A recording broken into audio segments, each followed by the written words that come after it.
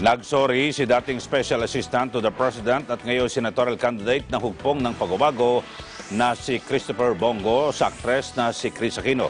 Ito ay dahil sa palagi nitong pagbibiro sa aktor na si Philip Salvador sa kanyang mga naging karelasyon kasama na si Kris. Si Gerald Tagbo sa detalye. Yes, early humingi na lang paumanhin si dating Special Assistant to the President at ngayon senatorial candidate ng hugpong ng pagbabago na si Christopher Bongo kay Kris Aquino. Ito'y makaraang pumalag na si Kris sa kanyang social media post sa panay biro ni Go ukol sa naging relasyon nila kay Philip Salvador. Laging magkasama si Go at si Ipe bago pa man umarangkada ang kampanya. At sa kanilang skit, palaging biro ni Go na adopted son of Davao City si Ipe dahil sa umano'y pagkakaroon ng mga anak sa iba't ibang babae na bagay na itinatanggi ng aktor. Kasabay nito ang pahayag ni Go na naloko ni Ipe si Kris.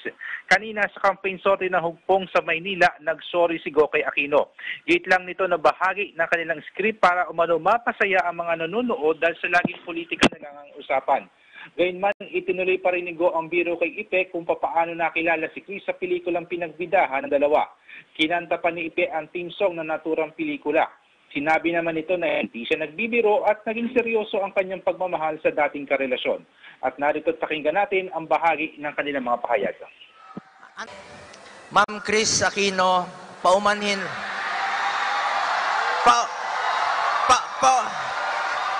Paumanhin po. Kasi ganito, makinig muna kayo. Kami naman ni Ipe, alam ko sawang-sawa na po kayo sa politika. Yung puro pangako, puro promises po. Gusto lang po namin kayong pasayahin.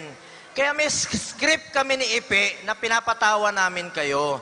Ngayon, kung meron po akong medyo nasaktan, ay sabi ko paumanhin po, script lang namin to. Pagpapatawa lang, intro joke lang namin to ni Ipe.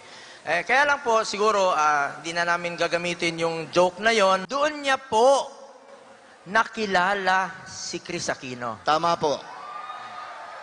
At doon niya po niligawan. Tama rin po.